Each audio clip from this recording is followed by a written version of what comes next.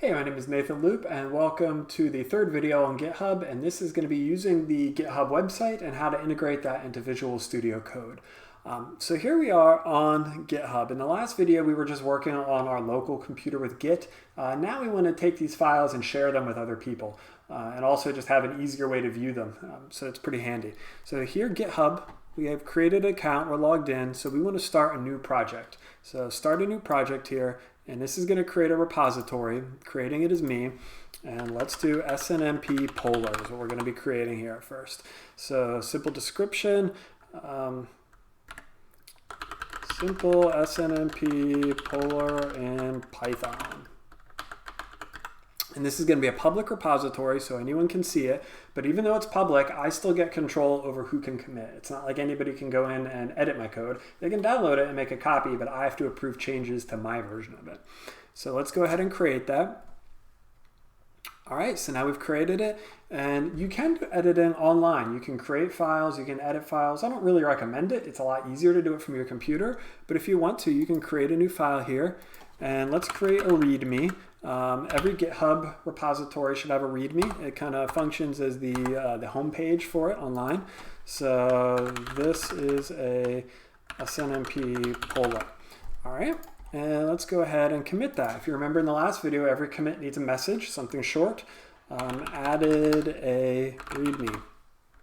So that when we look back through the logs, okay, that's what that one was for. So let's do a commit.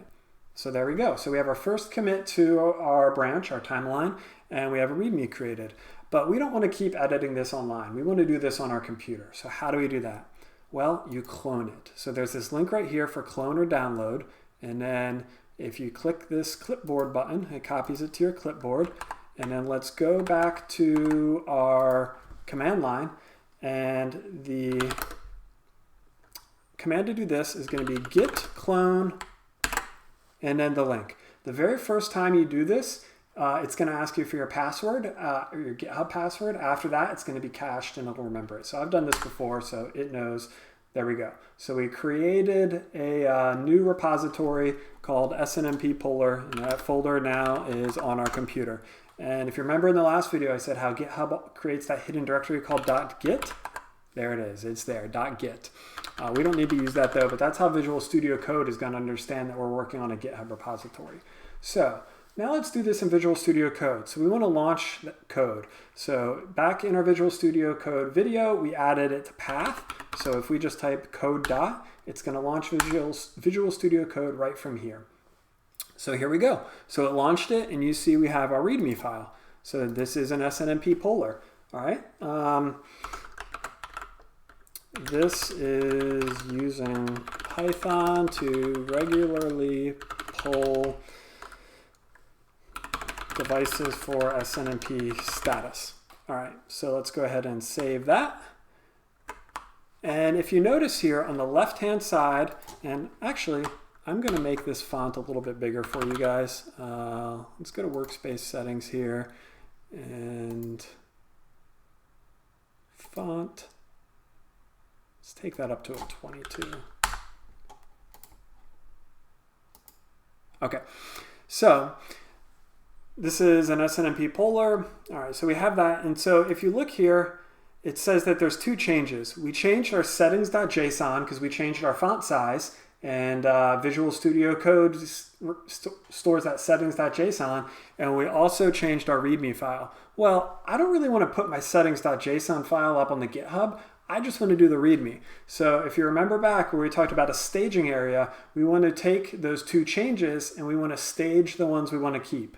So readme.md, it was git add when we were on the command line, but here it's just that little plus arrow. So let's go ahead and stage that. So now you can see it says stage changes. So it's staged for a change. So now we want to commit that. We're happy with the stages we made, so let's commit it.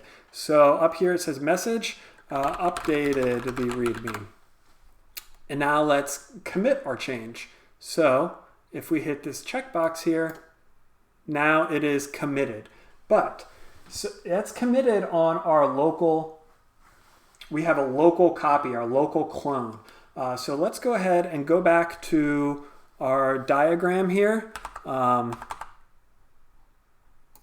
Here we go. So what we've done now is we've done a clone. So we have our master branch that lives online, and any changes that we've done on there, we only did one commit for the README, but now we're working on our clone. So any commits we do are going to be down here in this clone timeline that we're working on, our copy of the branch.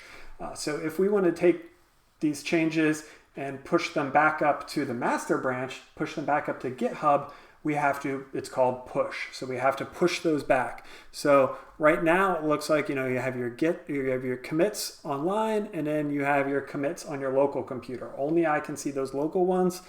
When I push, it's going to all go back to being online. So let's go back to Visual Studio Code.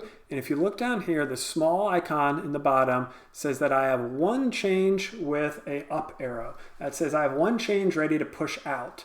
And then it says 0 changes with a down arrow. That means there's 0 changes that have happened on GitHub that I don't have reflected locally, that I could download and update.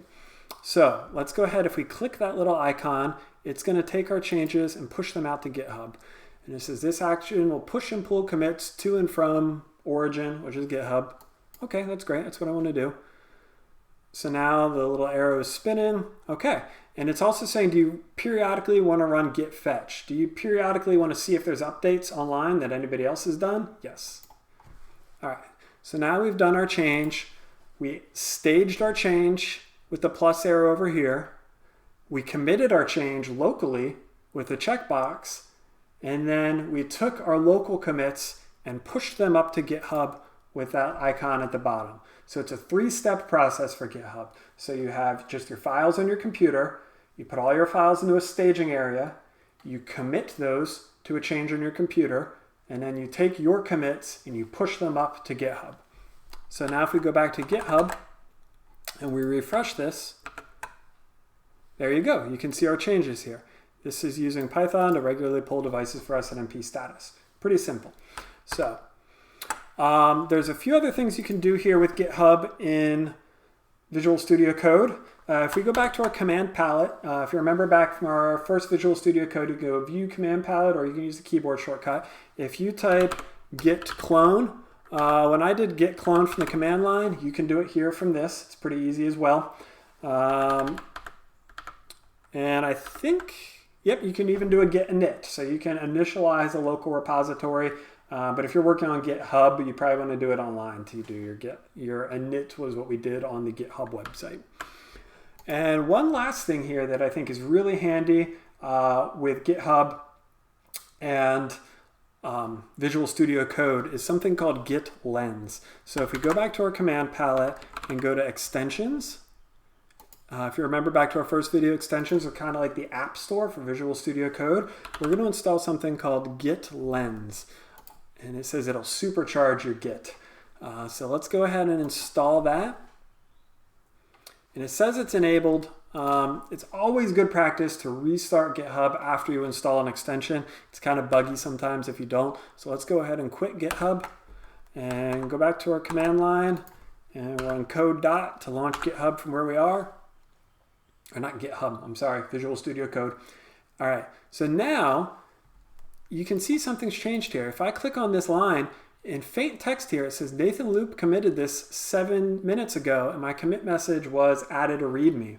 So I can see each line of code, who changed it, when they changed it, what their commit message was. That's what GitLens is doing. It's super handy. If I go down here to this one, and it says it was me 4 minutes ago, and it says I updated the README, and I can see that these are the 2 files. If you remember those 7-digit how GitHub keeps track of your commits. And if I click changes, I can actually see what changed. So this is a diff file. So this is the original one, and then this is the change. So for every change made to your files you're working on, you can see exactly what they are. You can see what was added, what was removed. It's super powerful.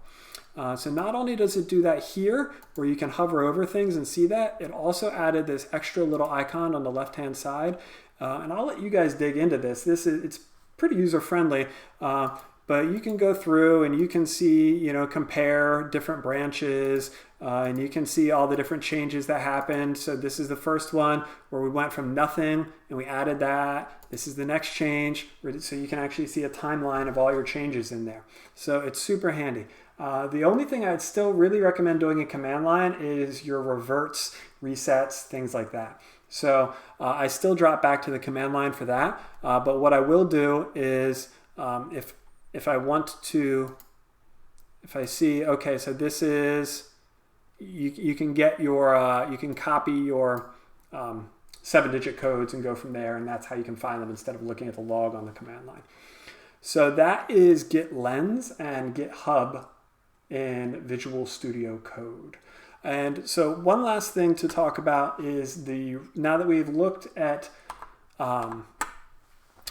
having a local clone, a local copy of your branch, this is when you really don't want to use reset. So the only time you're going to want to use reset is if you're working on your local clone. If you have this clone and you have a few commits, it's safe to do a reset down here where you can say, on my copy that I have never uploaded to push back to GitHub, I had changes 4, 5, and 6. 6 was a mistake. Let's get rid of it altogether with reset. That's safe. But if you're working on this and you say, ooh, I really want to go back to 3, you don't want to do reset there because reset's going to get rid of 4, and that's already been online. Other people might be working with that. That's getting into a danger zone. So you really want to use revert when you're doing changes that have been online. So that is Visual Studio Code and GitHub. In our next video, we are actually going to start writing some code and doing some automation now that we have all of our pieces in place. Hope to see you there. Thanks.